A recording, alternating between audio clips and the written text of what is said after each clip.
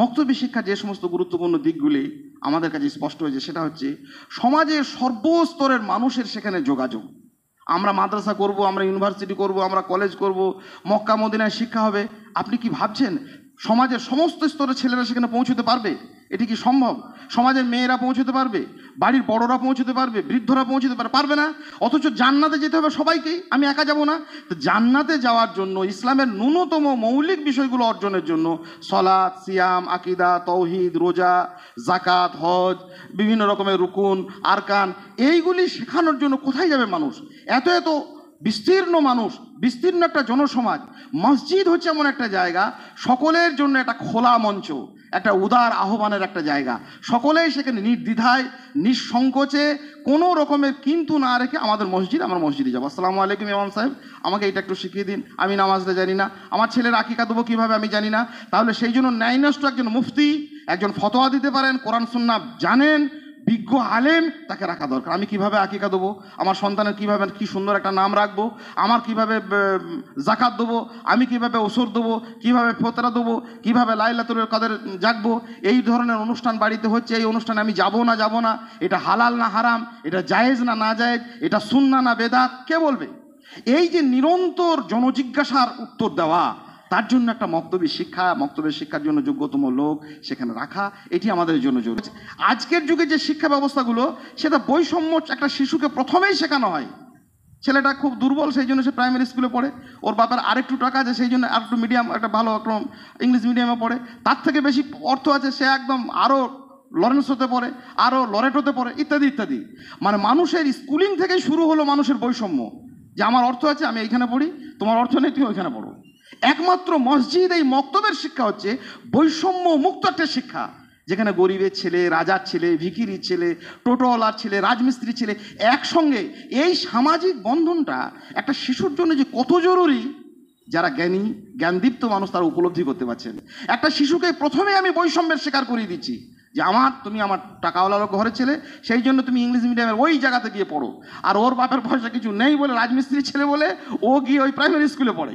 এই যে বৈষম্য, সমস্ত রকমের বৈষম্য মুক্ত একটা জায়গা, যেমন ইসলাম বৈষম্য থেকে সমস্ত থেকে আমাদেরকে সরিয়ে এনেছে, একটা অখণ্ড মানব জাতি হিসেবে আমাদেরকে প্রতিষ্ঠিত করেছে, তেমনি আমাদের শিশুকেও এক কাতারে বসিয়ে আমরা কোরআন শেখাই, দিন শেখাই, ইসলাম শেখাই, মানহাজ শেখাই, শরীয়ত শেখাই। কোথায় শেখাই? মসজিদে শেখাই। কোনো ভেদাভেদ নেই, কোনো ধরনের বৈষম্য নেই। এই বৈষম্যহীন একটি আচরণ একটা শিশুর জন্য, শিশুর মানসিক বিকাশের জন্য, শিশুর মানসিক সুস্থতার জন্য, শিশুর মানসিক উত্তরণের জন্য কতটা দরকার একটা শিশু বিজ্ঞানী জানেন, আমরা একজন মা বাপ হিসাবেও আমরা জানি। ইন্নাল হামদুলিল্লাহ নাহমাদুহু ওয়া নাস্তাঈনুহু ওয়া নাস্তাগফিরুহু ওয়া নাউযু বিল্লাহি মিন শুরুরি আনফুসিনা ওয়া মিন সাইয়্যাতি আমালিনা মান ইয়াহদিহিল্লাহু ফালা মুদিল্লা লাহু ওয়া মান ইউদ্লিল ফালা হাদিয়া লাহু ওয়া আশহাদু আল লা ইলাহা ইল্লাল্লাহু ওয়াহদাহু লা শারীকা লাহু ওয়া আশহাদু আন্না মুহাম্মাদান আবদুহু ওয়া রাসূলুহু। أما بعد فإن خير الحديث كتاب الله وخير الهدي هدي محمد صلى الله عليه وآله وسلم وشر الأمور محدثاتها وكل محدثة بدعة وكل بدعة ضلالة وكل ضلالة في النار. أعوذ بالله من الشيطان الرجيم. بسم الله الرحمن الرحيم. يا أيها الذين آمنوا اتقوا الله حق تقاته ولا تموتن إلا وأنتم مسلمون. يا أيها الناس اتقوا ربكم الذي خلقكم من نفس واحدة وخلق منها زوجها وبث منهما رجالا كثيرا ونساء واتقوا الله الذي تساءلون به والأرحام إن الله كان عليكم رقيبا. يا أيها الذين آمنوا اتقوا الله وقولوا قولا سديدا يصلح لكم أعمالكم ويغفر لكم ذنوبكم ومن يطع الله ورسوله فقد فاز فوزا عظيما. وقال الله تعالى بسم الله الرحمن الرحيم فاعلم أنه لا إله إلا الله واستغفر لذنبك وللمؤمنين والمؤمنات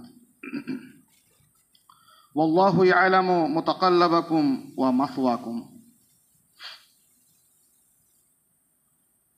সম্মানিত উপস্থিতি, মহান আল্লাহর অশেষ অনুগ্রহ,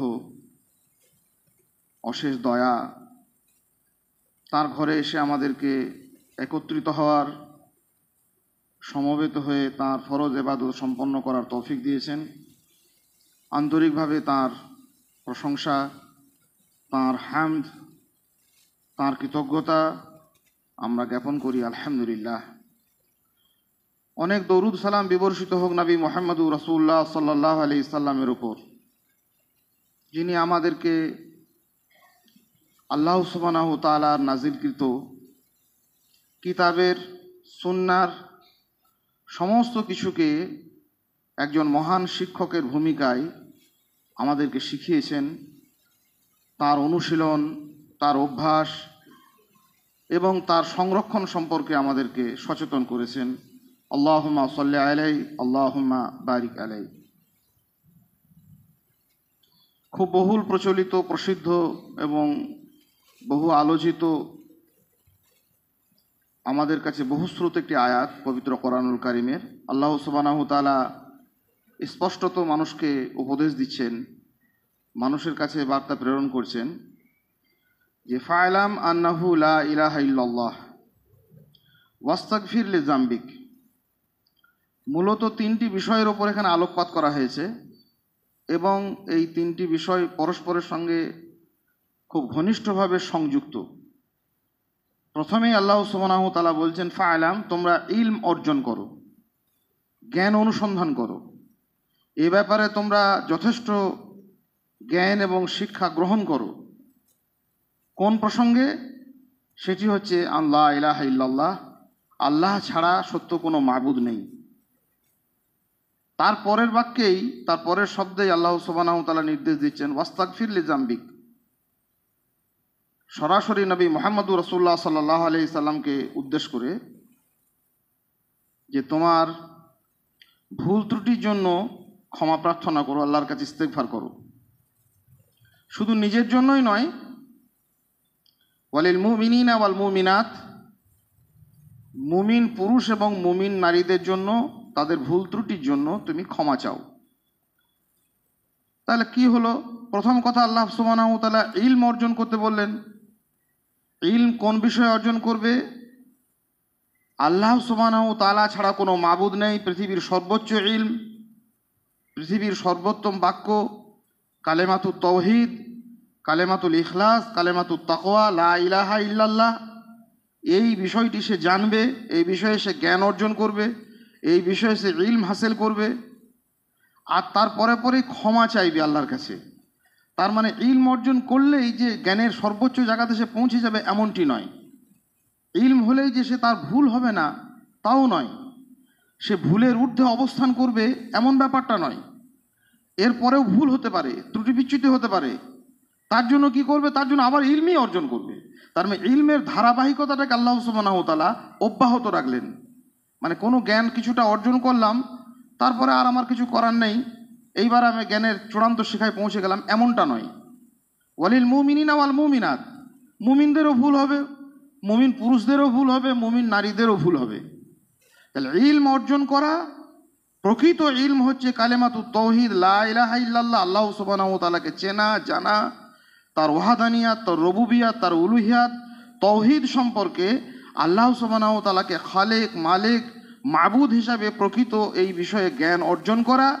আর এই জ্ঞান অর্জন করে মানুষের যে কার্যকলাপ, যে সমস্ত কাজকর্ম সে করবে, সেই কাজকর্মের তারপরেও তার ত্রুটি বিচ্যুতি হতে পারে।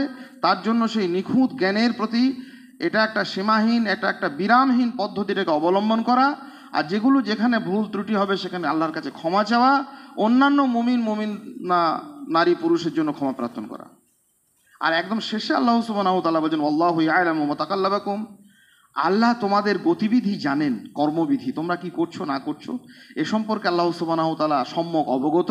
ওয়া মাসওয়াকুম, আর তোমাদের গন্তব্য তিনিই জানেন, কোথায় আমাদের গন্তব্য, কোথায় আমাদের ঠিকানা, শেষ পর্যন্ত আমরা কোনখানে পৌঁছাবো, এ সম্পর্কে আল্লাহ সুবহানাহু ওয়া তাআলা সম্যক ইলম রাখেন। তাহলে আমাদেরকে কি করতে হবে? প্রথম কথা, একজন মানুষকে মুসলিম হওয়ার জন্য একেবারে প্রাথমিক তার কর্মসূচির মধ্যে আল্লাহ সুবহানাহু ওয়া তাআলা যেটি রাখলেন সেটি হচ্ছে ইলম অর্জন। আজকে আপনাদের কাছে সংক্ষিপ্ত সময়ে গুটি কয়েক কথা বলবো। সেই কথাটা হচ্ছে এই, ইলম অর্জনের একটি সাবেক এবং চিরকালীন একটি পদ্ধতি আমাদের সমাজে, আমাদের সোসাইটিতে নবী মুহাম্মদুর রাসূলুল্লাহ সাল্লাল্লাহু আলাইহি সাল্লামকে আল্লাহ সুবহানাহু ওয়া তাআলা যে সমাজে, যে সোসাইটিতে তাকে প্রেরণ করেছেন, পাঠিয়েছেন, সেখান থেকেই সর্বপ্রথম নবী রাসূল আলাইহিমুস সালাতু ওয়াত তাসলিমদেরকে যে বিষয়টির মাধ্যমে মানুষের কাছে ইসলামের বার্তা পৌঁছেছেন আল্লাহ, সেটা হচ্ছে ইলমের মাধ্যমে। প্রত্যেক নবীকে কিতাব দেওয়া হয়েছে, সহিফা দেওয়া হয়েছে, ওয়াহির বিধান দেওয়া হয়েছে, এবং আল্লাহ সুবহানাহু ওয়া তাআলা সম্পর্কে, ইসলাম সম্পর্কে, দিন সম্পর্কে সম্যক জ্ঞান তাদেরকে দিয়েই সেই জ্ঞানের ব্যাপারে প্রত্যেক নবী রাসূলকে আল্লাহ সুবহানাহু ওয়া তাআলা মহান শিক্ষকতার ভূমিকায় পাঠিয়েছেন। ওয়া ইউআল্লিমুহুমুল কিতাবা ওয়াল হিকমা, তারা এসে আমাদেরকে শিখিয়েছেন, কিতাব শিখিয়েছেন, হিকমা শিখিয়েছেন। সেই থেকে অদ্যাবধি সেই ইলমের ধারাবাহিক মোতাওয়ারিস ধারা অব্যাহত রয়েছে। বিভিন্ন ধারার মধ্যে ইলম মানুষ বিভিন্নভাবে অর্জন করেছে। তার মধ্যে একটা উৎকৃষ্ট এবং চিরকালীন ধারা হচ্ছে, প্রত্যেকটি মুমিন, প্রত্যেকটা মুসলিম যেহেতু নিজের জীবনের সঙ্গে ওতপ্রোতভাবে জড়িত একটি প্রতিষ্ঠানের সঙ্গে সে জন্মাবধি পরিচিত লাভ করে, সেটি হচ্ছে তার সংলগ্ন নিকটবর্তী কোনো না কোনো মসজিদ। এই মসজিদে একজন ইমাম থাকেন, একাধিক ইমাম থাকেন, দুজন থাকেন, তিনজন থাকেন। তারা তাদেরকে, তাদের মুসাল্লিদেরকে যেমন নিয়মিত বিভিন্ন রকম শিক্ষা দেন, সেই সমস্ত পরিবারের ছোট ছোট শিশু সন্তানদেরকে একটা দিনের সময়ে, সকালে, বিকেলে, সন্ধ্যায় তাদেরকে ডেকে নিয়ে এসে তাদেরকে আহ্বান করে কোরআন, সুন্নাহ, দ্বীন, তাওহীদ, আকীদা, মানহাজ, চলা বলা, শিষ্টাচার, সুন্দর আদব কায়দা, ভাষা ইত্যাদি বিবিধ বিষয়ে শিক্ষাদান। এই পদ্ধতিটা সাবেক কালের, 1 বছর 2 বছর নয়, শত সহস্র বছর ধরে ইসলামের স্বর্ণযুগ থেকে নিয়ে শুরু করে দীর্ঘকাল সারা পৃথিবীর নানান প্রান্তে প্রচলিত হয়েছে। মক্তবী শিক্ষা আমাদের কাছে খুব প্রচলিত। যারা যত পুরনো দিনের মানুষ, তারা এই শিক্ষার সঙ্গে তত বেশি অবগত যে এই শিক্ষাটা আমাদের কিভাবে কাজ করেছে, কিভাবে সমাজে প্রচলিত রয়েছে। এইটা আজকে আমি এই বিষয়ে গুটি কয়েক কথা সংক্ষিপ্ত সময়ে বলছি। তার আগে একটা দুঃখজনক কথা বলে রাখি, সেটা হচ্ছে মক্তবী শিক্ষার যে উজ্জ্বল বিভা সারা পৃথিবীতে একসময় ছড়িয়ে পড়েছিল। উসমান রাদিয়াল্লাহু তাআলা আনহু, ওমর রাদিয়াল্লাহু তাআলা আনহুর যুগ থেকেই প্রায় এটিকে সুন্দরভাবে প্রতিষ্ঠিত করা হয়। আমাদের দেশে মোগল পর্বেও চলেছিল, আমাদের বাংলায় ইখতিয়ার উদ্দিন মোহাম্মদ বখতিয়ার খলজির যুগেও চলেছিল। অদ্যাবধি যে সমস্ত ধারাটা এখন রয়েছে একেবারে নিভু নিভু, মানে সমাজে আজকে প্রায় বিলুপ্ত একটি পদ্ধতি হচ্ছে মক্তবী শিক্ষা। শিক্ষার মান উন্নয়ন সম্পর্কে, দিনী শিক্ষা আমাদেরকে শিখতে হবে, ছেলেদেরকে শেখাতে হবে, এ নিয়ে আমরা অগ্রসর হয়েছি। স্কুল, কলেজ, ইউনিভার্সিটি সহ তার সঙ্গে পাল্লা দিয়ে বড় বড় মাদ্রাসা প্রতিষ্ঠান, জামিয়া এগুলো তৈরি হয়েছে। আমাদের সমাজে আলেম একেবারে তৈরি হচ্ছে না এটাও নয়, তৈরি হচ্ছে। তাদের বিভিন্ন রকমের পরিকাঠামো তৈরি হচ্ছে আলহামদুলিল্লাহ। অ্যাডভান্স স্টাডিজের জন্য, উচ্চতর শিক্ষার জন্য নানাবিধ ব্যবস্থাপনা, এমনকি দেশে বিদেশে, সৌদিতে, মদিনায়, মক্কায় যাওয়া আসাও শুরু হয়েছে। কিন্তু সাবেক যেটা রাস্তা, একেবারে প্রাথমিক যেটা পর্ব, শিশুর যে শিক্ষা মানোন্নয়নের এবং সামগ্রিকভাবে একটা পরিবারের, একটা সোসাইটির সমস্ত ধরনের সদস্যদের কাছে কোরআন এবং সুন্নাহকে আমভাবে স্পষ্টভাবে উচ্চারণ করা, তাদের কাছে স্পষ্ট করা, এই মক্তবী শিক্ষা আজকের সমাজে প্রায় বিলুপ্ত।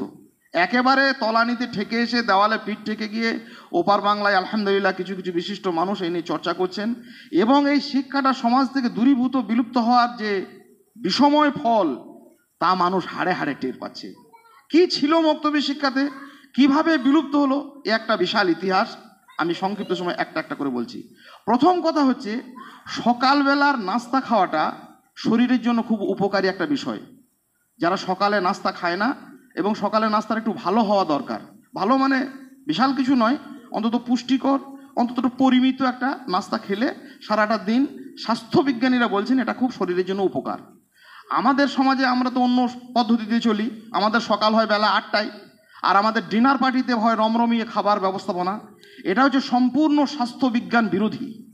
এইটা আপনারা বুঝতে পারবেন সকলেই, অন্যান্য যিনি না বুঝলে। এটা সারা পৃথিবীর স্বাস্থ্যবিজ্ঞানের একমত যে সকালবেলায় মানুষ যদি কিছু সুন্দর পুষ্টিকর আহার করেন, শিশু থেকে আবাল বৃদ্ধ বনিতা, তাহলে তার স্বাস্থ্যের জন্য এটা অত্যন্ত উপাদায়ী এবং উপকারী। আর রাতের অন্ধকারে গিয়ে খেলে ওটা ওইভাবে উপকার করতে পারে না, কোনো কোনো ক্ষেত্রে ক্ষতিও করে, ভয়ঙ্কর বিষয়। আমরা এই সত্যটা যেমন সহজভাবে বুঝতে পারছি, শিশুর জন্য, একটা মানুষের জীবনের এই শৈশবকালটা কোনো কিছু শেখার, কোনো কিছু অনুশীলনের, কোনো কিছু রপ্ত করার, কোনো কিছু অভ্যাস করার জন্য একটা উপযুক্ত সময়। সেই শৈশবটাকে নানাবিধ অনাচারে, অজাচারে, শিরকে, বেদাতে, অশ্লীলতায় তাকে ভরে তুলে একটা সময় বড় হয়ে তাকে নানান জ্ঞানের সন্ধান দেওয়া আর ইউটিউব আর ফেসবুকের মাধ্যমে তাকে দিন চর্চা করানো, এটা নেহাতি ওই রাত দুপুরে খাওয়ানোর মতো ব্যাপার। এটিতে কোনো কল্যাণ নেই। এটা পৃথিবীর সর্বযুগের সর্বকালের মানুষেরা বুঝেছিলেন, সালাফরা আমাদেরকে শিখিয়েছিলেন যে শৈশবে কোনো শিশুকে শেখানো এ একেবারে পাথরের গায়ে আঁকা খোদিত লিপির মতো অত্যন্ত মজবুত। এই শৈশবটাকে নষ্ট না করে সেই জন্য সালাফদের একটা মানহাজ ছিল, যুগে যুগে তারা করেছিলেন কি, ওই সমস্ত শিশুকে যাদেরকে মাদ্রাসায় বা বড় বড় প্রতিষ্ঠানে পাঠানো সম্ভব নয়, দূর দিগন্তে যাদেরকে পাঠানোর মধ্যে অনেক রকমের ঝামেলা ঝঞ্ঝাট রয়েছে, সমাজের সমস্ত শিশুকে মাদ্রাসাতে ভর্তি করবে, সব সমাজ সোসাইটির সে ধরনের ব্যবস্থাপনা কোনো যুগে এইভাবে স্বাচ্ছন্দ্যপূর্ণ ছিল না। এই নানাবিধ বিষয়ে কিন্তু তাদের নিকটবর্তী কোনো না কোনো একটা মসজিদ ছিল, এখনও আছে, এবং এই মসজিদ ভিত্তিক এই মক্তবী শিক্ষা শিশুকে অত্যন্ত সহজে, অত্যন্ত সহজ সরল পদ্ধতিতে, বিনা ব্যয়ে, বিনা খরচায়, বিনা কোনো অ্যাকোমোডেশনে, বিনা কোনো গাড়ি ভাড়া করতে না দিয়ে সমস্ত কিছু ব্যবস্থা থেকে মুক্ত থেকেও তাকে মৌলিক এই শিক্ষাটা দেওয়া যেত। প্রথম কথা হচ্ছে এটি ছিল অত্যন্ত সহজতর পন্থা, এটা ছিল সমস্ত রকমের শিশুর জন্য উপদায়ী পন্থা, এটা ছিল শৈশবের সেই শুভ সকালে সুন্দর সকালটিকে তাকে মজবুত করে দেওয়া, সকালবেলাতে একটা পুষ্টিকর আহার খাওয়ার মতো জীবনের আরও অন্যান্য সময়গুলোতে, কঠিন সময়গুলোতে তাকে যে অতিক্রম করতে হবে সেই সময়টাতে তাকে সেই সমস্ত জিনিসগুলোকে মোকাবিলা করার জন্য একটা শক্তি অর্জন করানোর একটা সুন্দর পন্থা। আমরা এই জায়গাটা থেকে ভুলে এসে তার বিষময় ফল নানানভাবে আমরা উপলব্ধি করেছি, আমরা বুঝেছি, কিন্তু বোঝার পরেও আমাদের আজকের সোসাইটিতে আলহামদুলিল্লাহ আমাদের এটা নতুন মসজিদ, খুব বেশি দিনের নয়, আমাদের দীর্ঘদিনের সাবেক মসজিদগুলো লক্ষ লক্ষ কোটি কোটি টাকা সমাজের লুণ্ঠনকৃত পয়সা বলা যায়, সেই সমস্ত পয়সাগুলোকে অপব্যয় করলো জালসার নামে, অনুষ্ঠানের নামে, বেদাতের নামে, শিরকি আকিদায় কাজকর্মের নামে কোটি কোটি টাকা ব্যয় হলো। তার একটা সিংহভাগ পয়সা যদি আমাদের ছেলেদের জন্য, আমাদের মেয়েদের জন্য, ওই কিশোর কিশোরীদের জন্য যদি ব্যয় করা হতো, ন্যায়নিষ্ঠ আলেম ওলামাদের রেখে তাদের যদি মক্তবী শিক্ষা ব্যবস্থা করা হতো, তাহলে তাদের অনেক উন্নয়ন ঘটতো এবং মাদ্রাসার নামে বিভিন্ন জায়গাতে দূর দিগন্তে পড়াশোনার নামে সমাজের সমস্ত স্তরের মানুষ সেখানে যোগ দিতে পারে না, সেই সমস্ত কাজগুলো হতে পারে না। এই সমস্ত নানা রকমের জটিলতা থেকে মুক্ত হতে পারতাম এবং সমাজের সর্বস্তরের মানুষের কাছে এই শিক্ষাটাকে পৌঁছানো অত্যন্ত সহজ হতো। আমরা এ ব্যাপারে সজাগ হয়েছি এবং সজাগ হতে চলেছি অনেক মানুষ।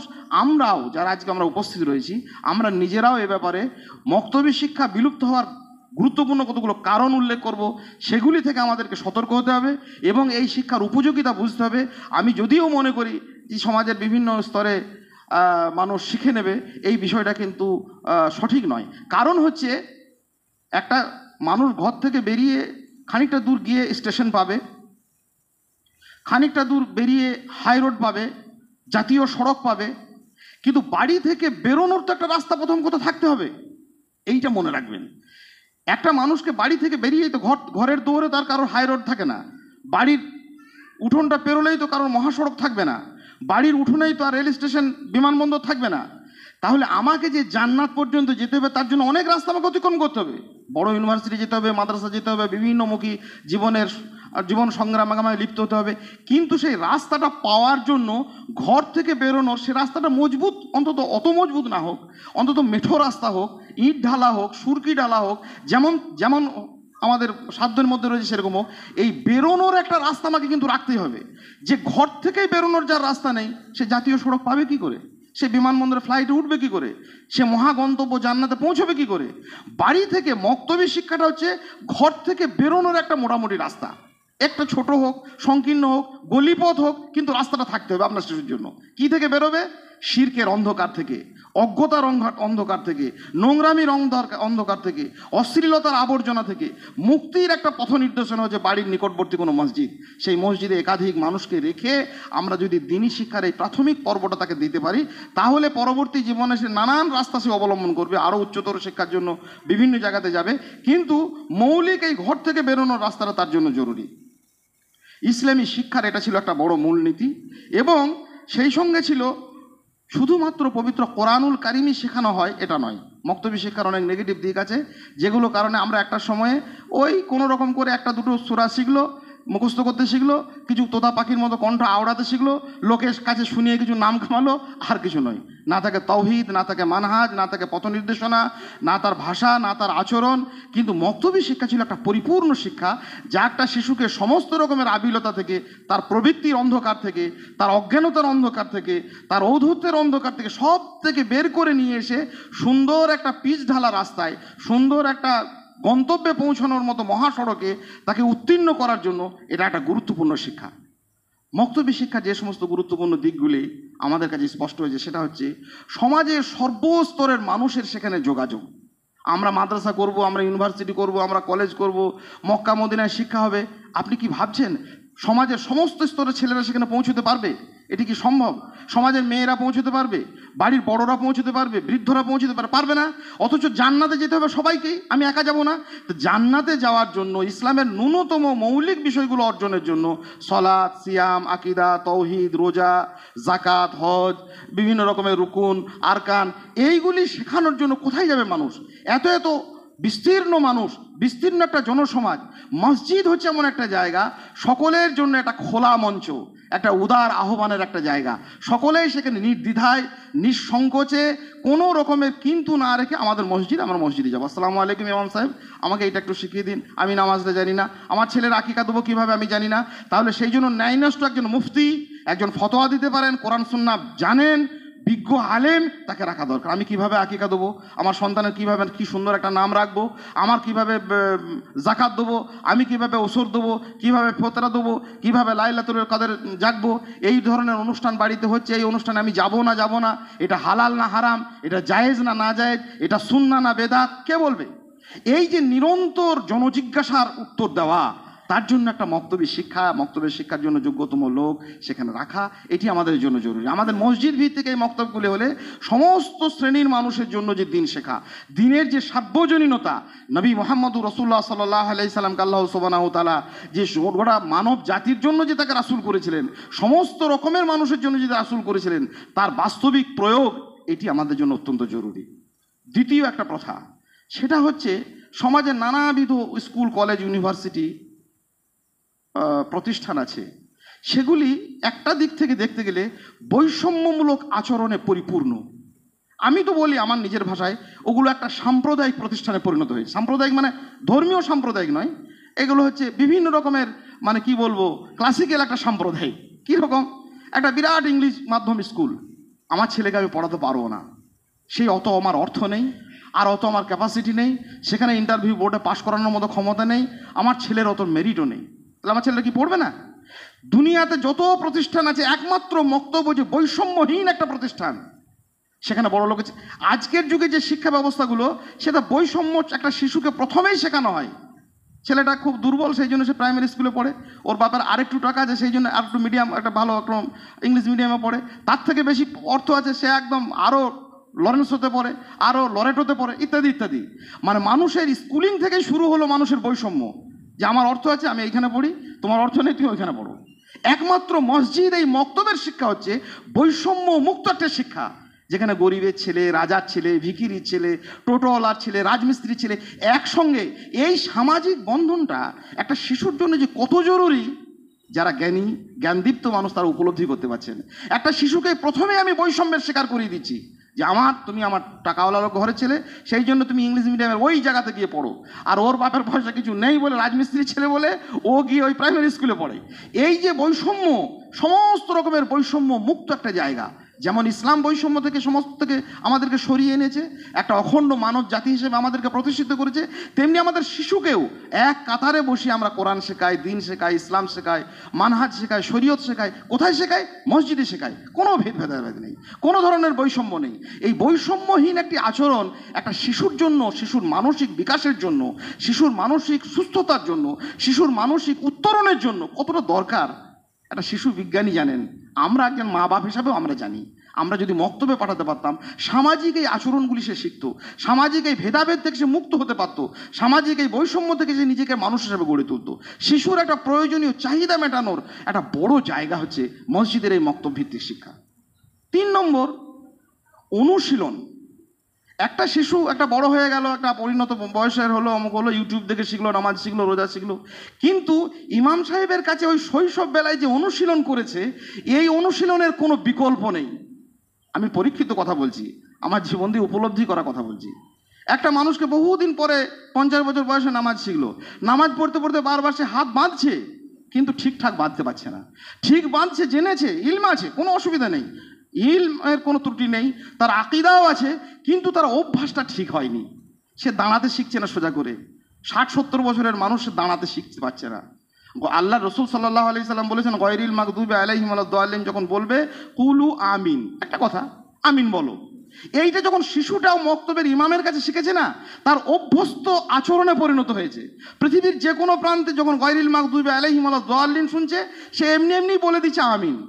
কিন্তু যে লোকটা ইউটিউব দেখে শিখেছে, সে লোকটা বলছে জোরে বলবো না আস্তে বলবো, জোরে বললে নামাজ হবে তো, আস্তে বললে নামাজ হবে তো।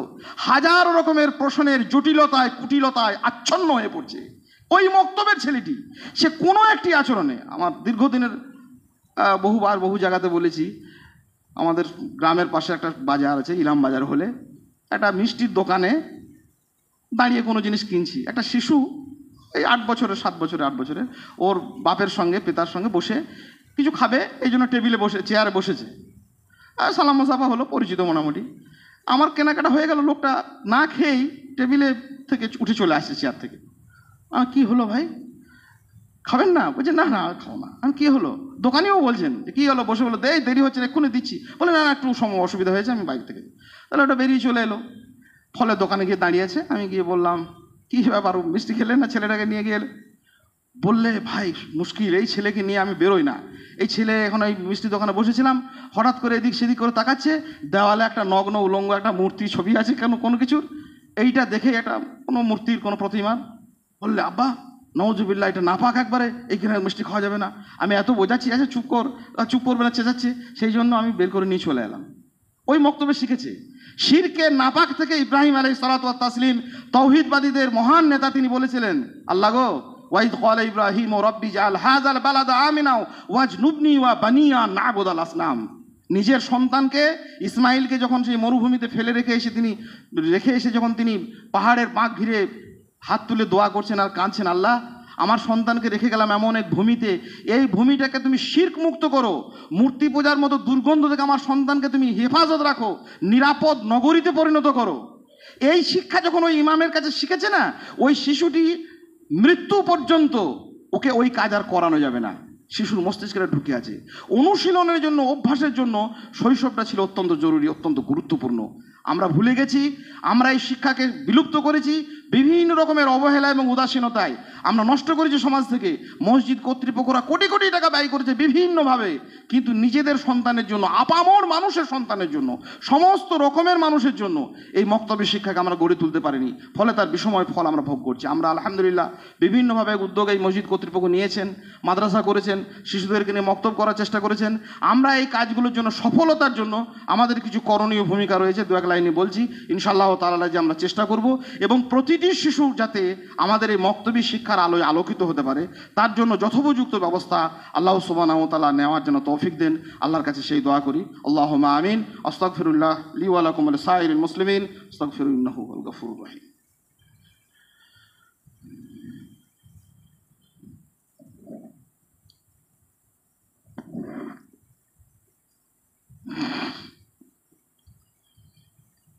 ইন্নাল হামদালিল্লাহি ওয়াহদা ওয়াসসালাতু ওয়াসসালামু আলা মান লা নাবিয়্যা বা'দা। ইয়া আইয়ুহাল্লাযীনা আমানু কু আনফুসাকুম ওয়া আহলিকুম নারা।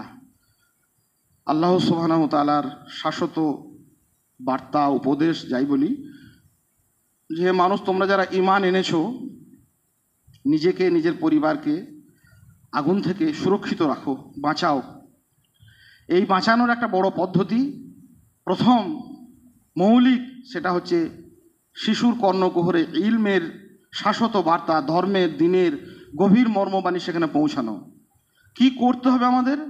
করণীয় কাজের মধ্যে প্রথম যেটি হচ্ছে সেটা হচ্ছে এই বড় অ্যাকোমোডেশন, বিরাট লাইটিং, বড় প্যান্ডেল, বিশাল বিশাল বিল্ডিং, যেমন বড় বড় প্রতিষ্ঠানরা করেছে, বিভিন্ন রকমের মিডিয়ামগুলো করেছে, মিশনগুলো করেছে, না, ওটা না করলেও চলবে। আপনার যেমন মসজিদ আছে আলহামদুলিল্লাহ, সেই মসজিদে যেখানে মুসল্লিরা সলাত আদায় করেন সেইখানেই সেইটুকু পরিকাঠামোতেই হতে পারে। কিন্তু প্রথম দায়িত্ব হচ্ছে অভিভাবকদের। ইংল্যান্ডের এক রানী বলেছিলেন একটা জনসমুদ্রের সামনে দাঁড়িয়ে, যে কী ব্যাপার, এরা কিসের জন্য আন্দোলন করছে? বলে এদের খাবার নেই। বলে ভুল কথা, এদের খিদে নেই, খিদে থাকলেই খাবার মিটবে। পাহাড়ে গিয়ে গর্তে গিয়ে সমুদ্রের গভীর থেকে খাবার নিয়ে আসবে এরা। এদের আসলে ক্ষুধা নেই, ক্ষুধা থাকলে খাবার জুটবে। ইচ্ছা যে আমাকে দিন শিখতে হবে, আমার সন্তানের মুখে দিন ফোটাতে হবে, আপনার পরিবার সুন্দর হবে, আপনি নিজে সুন্দর হবেন, আপনি বিভিন্নভাবে উপযোগী হবেন। একটা শিশু যখন বুঝতে পারছে যে আমার পরিবারে এই শিক্ষাটার কোনো গুরুত্ব নেই, নামমাত্র আমাকে মক্তবে পাঠায়, সেই শিশুটা এমনি এমনি নিজেই উদাসীন হয়ে পড়ছেন। আপনি যদি উদাসীন হয়ে পড়েন তো শিশু তো উদাসীন হবেই। আমি গুরুত্ব দিইনি তো আমার ছেলে কী করে গুরুত্ব দেবে? আমি স্কুলে যাওয়ানোর জন্য যে গুরুত্ব দিই, যেখানে যে টাকা পয়সা খরচ করি, তার জন্য গাড়ি আসে, তার জন্য পোশাক আসে, তার জন্য আলাদা জুতো আছে, তার জন্য আলাদা রুমাল ব্যবহার করতে হয়, তার জন্য টিফিন বক্স তৈরি করতে হয়, এত ব্যবস্থা করে যখন আমি একটা ছেলেকে অন্য জায়গাতে পাঠাই, সেই ছেলেটি বুঝতে পারে শৈশব থেকেই যে এইখানে যাওয়ার গুরুত্ব আমার কতটা। আর যখন মক্তবে যাই তখনকার গুরুত্বটা সে নিজে উপলব্ধি করতে পারে। মা বাপদেরকে বলি, মায়েদেরকে বিশেষ করে বলি, আপনার সন্তানকে, আপনার পরিবারকে, দুনিয়াটা খুব স্বল্প সময়ের জায়গা, অনন্ত অখণ্ড কাল আমাদের থাকতে হবে অন্য জায়গাতে, সেই জায়গাটিকে সুন্দর করে তোলার জন্য আমাদের প্রচেষ্টা হবে আমার শিশুটিকে আমি দিন শেখাবো। দিন শেখানোর একটা মহৎ উদ্যোগ, মহৎ জায়গা, সর্বকালের সর্বযুগের শত সহস্র বছর ধরে পৃথিবীতে চলে আসছে মসজিদ ভিত্তিক এই মক্তবী শিক্ষা। সেখানে আমি পাঠাবো সেই উদ্যোগ নিয়ে, সেই আগ্রহ নিয়ে, সেই উদ্দীপনা নিয়ে, শিশুটিও যেন বুঝতে পারে যেখানে আমার যাওয়ার গুরুত্ব সাংঘাতিক। আমি নিজে যদি উদাসীন হয়ে পড়ি, আমি যদি নিজে এ ব্যাপারে অগোছালো হয়ে পড়ি, তাহলে হবে না। এই ভূমিকাটা আমাদের নিতে হবে, নিলেই হবে। খিদে থাকলে খাবার মিটবে। আল্লাহ বলেছেন পবিত্র কোন বাবা জাদাকা দাল্লান ফাহাদা, হে নবী তুমি তো খুঁজছিলে, গোমরা ছিলে নয়, তুমি খুঁজছিলে, তুমি অনুসন্ধানে ছিলে, তোমাকে আমি হেদায়েত দিয়েছিলাম।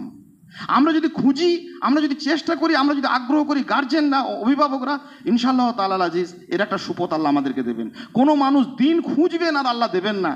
আল্লাহ এরকম গরমেহের, আল্লাহ এরকম দয়াহীন সত্তা নন। আল্লাহ মহান দয়ার অধিকারী, করুণার অধিকারী তিনি। আমরা যদি চাই যে এটাতে আমরা আগ্রহী হই, তাহলে আমাদেরকে, গার্জেনদেরকে, পিতামাতাদেরকে, প্রত্যেকটা শিশু যে স্তরের আছে তাদেরকে সেইভাবেই আমরা মসজিদে পাঠাবো এবং এই মক্তবী শিক্ষার সঙ্গে যুক্ত করবো। এটা একটা উদ্যোগ। দ্বিতীয় একটা উদ্যোগ হচ্ছে বাড়িটাকেও মক্তবের অনুরূপ হতে হবে, বিরূপ হলে হবে না। মানে শিশুটা এখানে শিখে গেল তৌহিদের কথা, আর ঘরের ভিতরে আমি তাবিজ আর কবজ আর নানা রকমের শেরক আর বেদাতে জগমচ্ছব করে রাখলাম ঘরটাকে। ওই শিশুটা বুঝবে যে এটা আলাদা, ওটা আলাদা।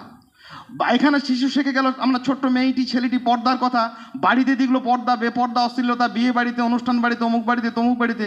এখানে শিখে গেল এটা হালাল, এটা হারাম, বাড়ি থেকে এসে হারাম হালামের কোনো তারবিয়াত নেই।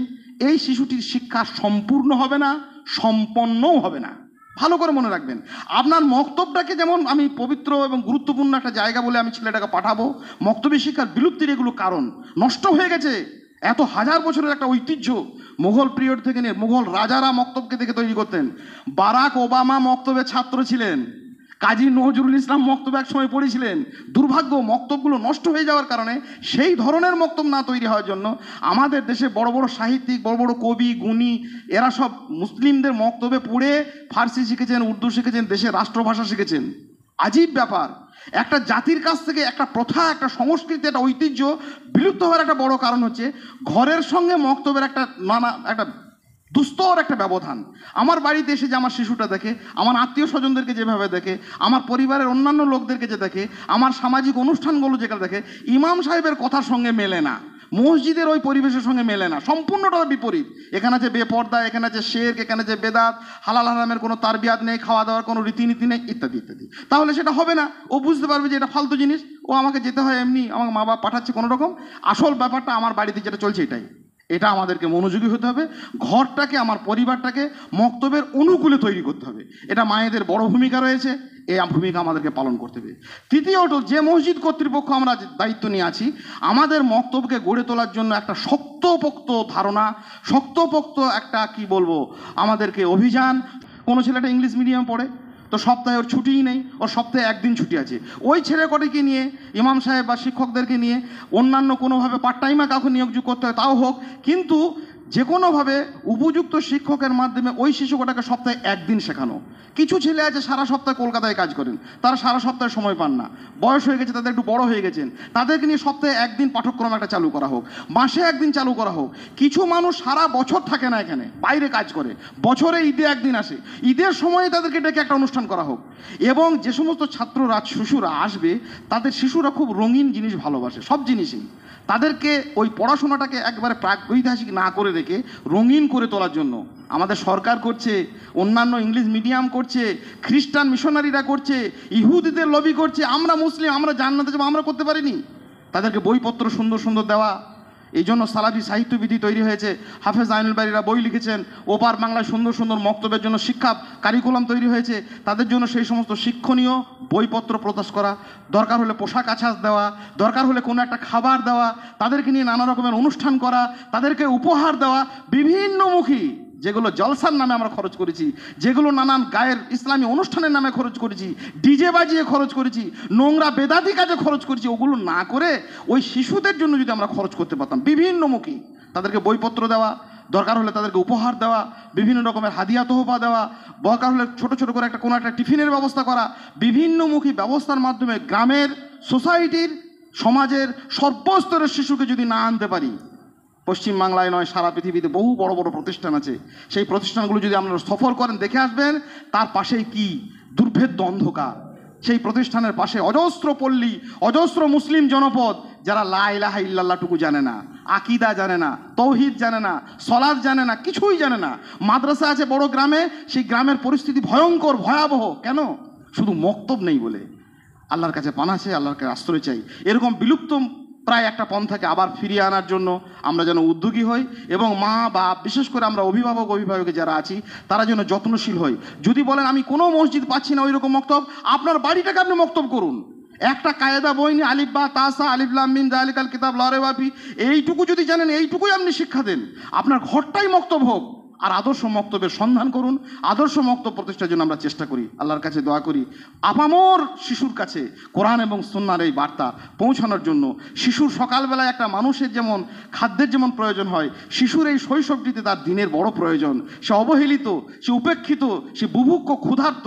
এই শিশুর কাছে কোরআন এবং সুন্নাহর কথা পৌঁছানোর যাবতীয় ব্যবস্থাপনা আমাদের যেন করার তৌফিক দেন। আল্লাহুম্মা আমিন। আল্লাহ সুবহানাহু ওয়া তাআলা আমাদের অভিভাবকদেরকে, মসজিদ কর্তৃপক্ষদেরকে, আমরা যারা দায়িত্বশীল আছি বিভিন্নভাবে, তাদেরকে সকলকে নেক নিয়তে খালেস অন্তরে প্রতিটি শিশুর কাছে এই মক্তবী শিক্ষা পৌঁছানোর যাবতীয় ব্যবস্থাপনা করার আমাদের তৌফিক দিন। আল্লাহুম্মা আমিন। এবং সেই ব্যবস্থাপনার নিরিখে আল্লাহ সুবহানাহু ওয়া তাআলা আমাদের চূড়ান্ত গন্তব্য জান্নাতের দিকে ধাবিত হওয়ার, এবং সেই ভয়াবহ জায়গা জাহান্নামের আগুন থেকে পরিত্রাণ পাওয়ার আমাদের তৌফিক দিন। আল্লাহুম্মা আমিন।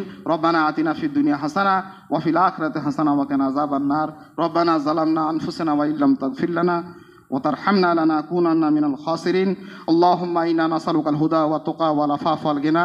اللهم إنا نعوذ بك من الشقاق والنفاق وسوء الأخلاق. اللهم إنا نسألك العافية في الدنيا والآخرة. أستغفر الله لي ولكم ولسائر المسلمين فاستغفروا إنه هو الغفور الرحيم.